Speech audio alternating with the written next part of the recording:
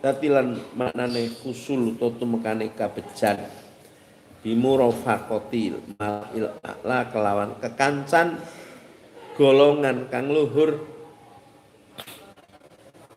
wa muqaranatil malaikati lan bebarengan malaikat lan nabiyina lan para nabi kabeh. Wa makna tafawut lan maknane wa makna tafawuti darajati ahlil jinan. Yani apa al-kawakib lintang. Dulu iku tafsilu perinciane untuk keterangane mak. Fil makna ha zihil umur ing dalem maknane ikilah perkara badha tasdik ing sawise benerake bi usuliha kelawan asal atau pokoke hadil umur maqamatun utawi ana pira-pira kedudukan satakang prenca-prenca to beda-beda. Wabadum setengah iku yaro ningali sobatuhum ana jami adzalik sedene mengkono kabeh umur iku amsilah contoh. Wa ana ladilan setuhune wong ada kang wis nyawisake ing ladi sapa Gusti Allah ngibadi maring kawulane Allah. As-solihina kang bagus-bagus kabeh. Maing barang langaina kang ora ana mripat iku roat ningali wala uduna lan ora ana kuping iku samiat krungu wala khotor lan ora ana krenteg ngalakol bil basar ing atase utawa krenteg iku maujud ngono alakol bil basar ing atase atine manungsa wa anahu lan setuhune qalb iku lesa ora ana mangal khalqi sartane makhluk minal jannat sang swarga apa ila sifat angin sifat wal asma lan jeneng. Jadi wong yo jadi akhirnya tentang masalah urusan makrifat, urusan tentang mukasafah, kebukatnya mata hati itu. Seorang akan bisa melihat, memahami arti daripada liqa'illah, maknane ketemu Allah. Maknane ningali dzate Gusti Allah. Maknane peperkan karo Gusti Allah. Ya maksudnya orang peperkan jagongan sama makhluk. Artinya manggon fi jiwarilah ing dalam tetanggan karo Gusti Allah.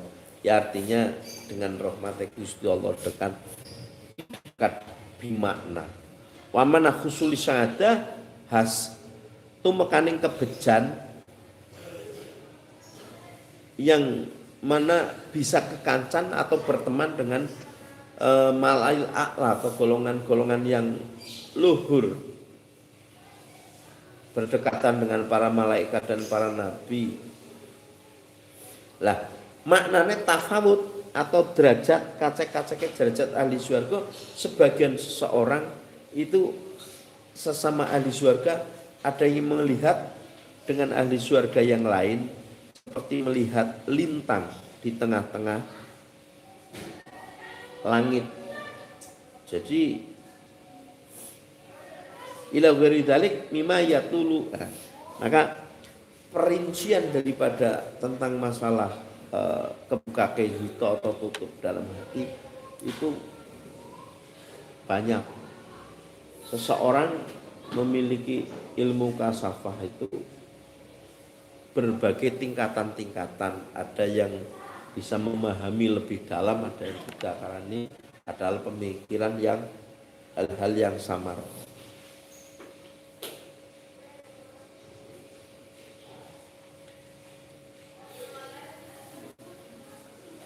Wabaduhum yuro wabadum stanas yuro dan tinggalis baduhum anabak dohastune sebagane umur iku amsilah. Contoh wabaduhas tisben umur iku yafiku nocoki hako iku ing sejatine umur al mafhumah kang bisa den paham min al-Fatihah saking lafate umur.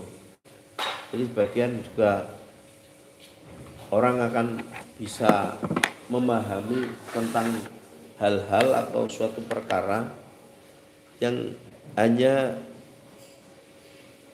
bisa dilihat yang cocok sesuai dengan lafal yang bisa difaham, ada sebagian yang tidak bisa dimengerti.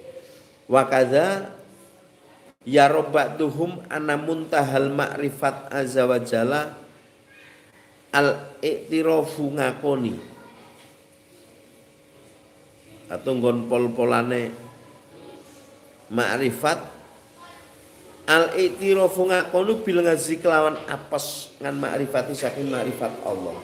Jadi orang yang ma'rifat itu dia itu tidak akan merasa ma'rifat. Tapi kalau orang sudah merasa dia itu ngakoni bahwa dia itu ma'rifat, ya bukan orang ma'rifat. Ada sebagian orang bulan puasa nggak puasa, katanya saya udah ma'rifat, kamu belum tingkatannya. Wah gejus bulus, saya nggak percaya. Orang ma'rifat itu nggak tahu. Kalau orang ma'rifat orang yang tahu itu orang lain. Makanya wali nggak pernah ada ngaku wali, tapi yang menyebut dia itu wali itu orang lain atau wali-wali yang lain. Dan cara-cara kan seperti itu. Maka orang yang bilang istiqan tingkatannya sholat meneng bae puasa udut, kamu jangan, kamu belum tengah tingkatannya. Oh geblek, gak ada. Kalau makrifat itu nggak pernah dia itu merasa makrifat, justru dia merasa apes, tidak merasa makrifat. Wabatun yad'a ngaku-ngaku umuron ing perkara ngadiman kang agung fi ma'rifatillah ing dal ma'rifat billah.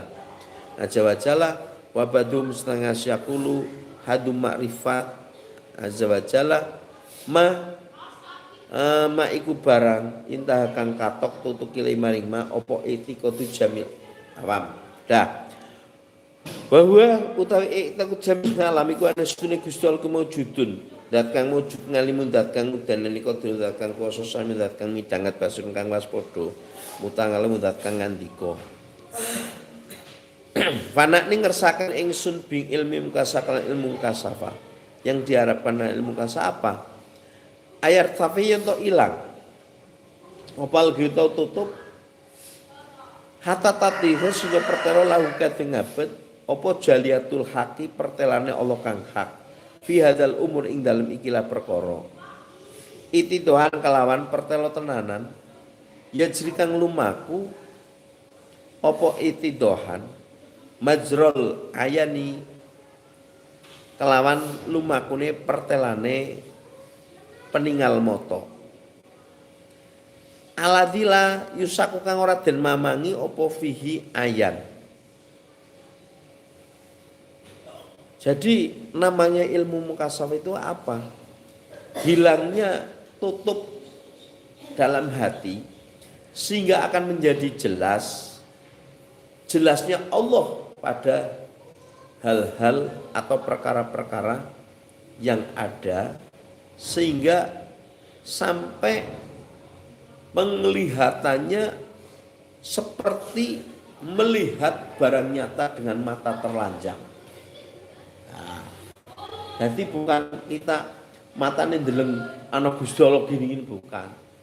Tapi melihat kahanan yang ada, melihat alam ini, itu dia itu akan lebih yakin dan memahami bahwa adanya Allah. Contoh, fit istasem alum. Hanya dikasih air beberapa menit langsung bisa.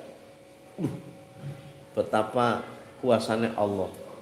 Wong banyu bisa meresep ke dalam tumbuhan sehingga langsung hijau dalam waktu takernya menit. Terus ada kejadian apapun yang ada,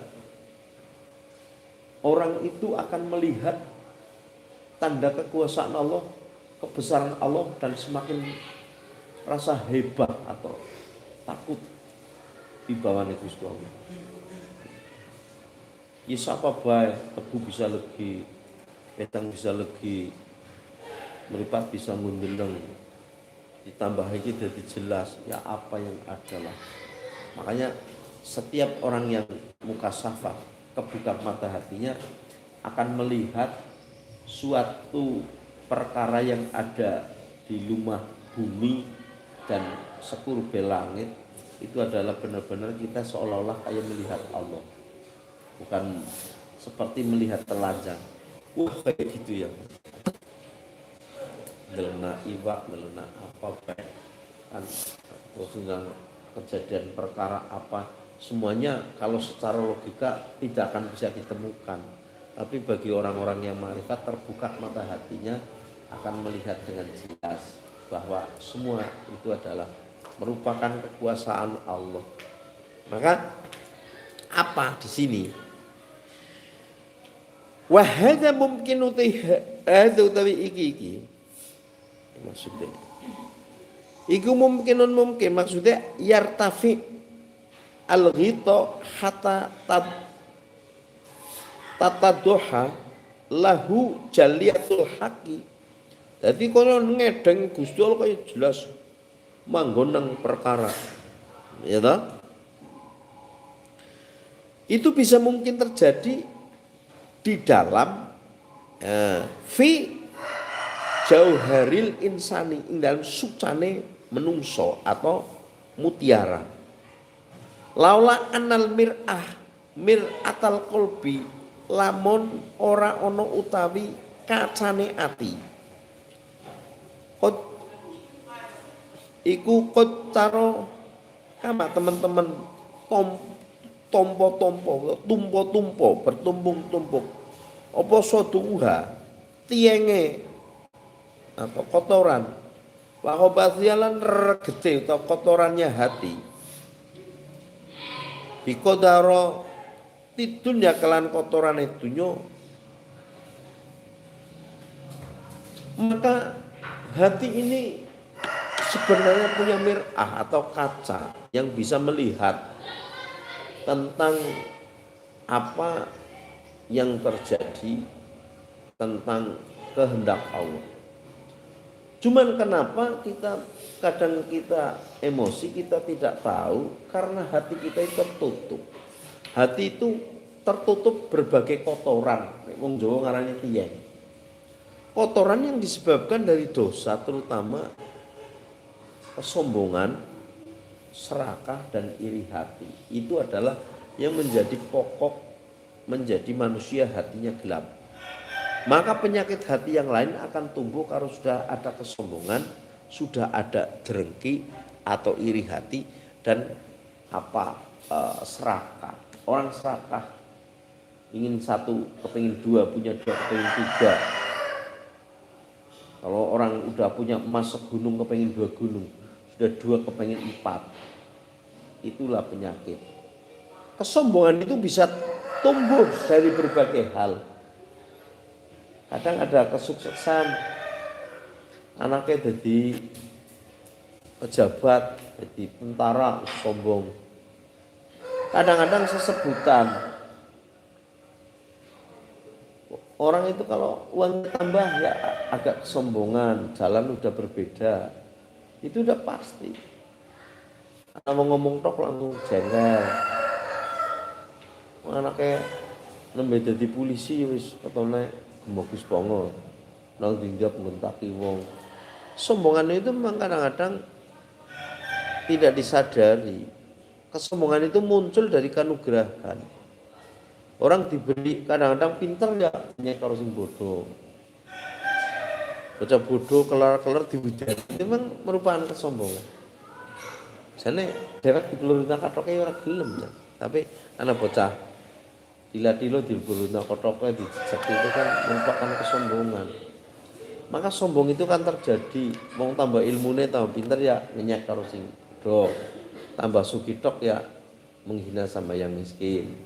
Anaknya jadi pejabat tok ya udah mentang-mentang anaknya jadi tentara, jadi polisi bagus, jadi orang pada takut. Jadi kesombongan timbul maunya melarat kalau di duit barang dicapek petantang. Ya seperti itu. Itulah isinya dunia. Maka kalau kita tidak bisa mengendalikan, itu akan hancur. Apalagi kalau kotoran-kotoran dalam hati itu menutup hati kita sehingga kita tidak bisa makrifat, tidak bisa mengenal Allah, bahkan tidak mengenal jati diri kita itu siapa. Kan begitu. Maka ilmu mukasafah itu kalau diceritakan lebih lanjut, kita itu ilmu itu keterangan dalam hati itu kan seperti kita mencari air yang jernih. Ada kalanya kita bisa mendatangkan mendung untuk hujan itu. Ada kalanya kita mencari air lewat selang, kita alirkan lewat pipa bisa. Juga ada kalanya orang mencari air itu membersihkan kotoran dalam kolam, dibersih, belet kotor-kotoran, dinaikkan lumpur-lumpur bersih, nanti akan mengkilat sehingga akan muncul air tersebut. Maka orang bisa ditambah ilmu sama Allah karena belajar bisa, karena dia baik, dia dapat ridho guru, dapat doa orang tua, ridho orang tua, dia jadi ngalim bisa. Karena dia membersih hatinya dengan sifat-sifat yang jelek, karena hati itu bersih maka akan mengkilat, juga cepat untuk menerima kefahaman dalam ilmu. Maka itu, maka orang banyak istighfar, berarti kotoran sudah naik. Tapi setelah kotoran sudah naik, nanti kita bikin dosa lagi, berarti beletnya melurut lagi, ketutup lagi. Maka begitu, padang petang. Tapi kalau para wali itu suka wiridan, nggak pernah bikin dosa, dia hanya ibadah, maka hatinya semakin mengkilat. Maka akan melihat suatu hal yang akan terjadi, apa akan diberitahu sama Allah. Itu begitu maksudnya. Maksud aku begitu.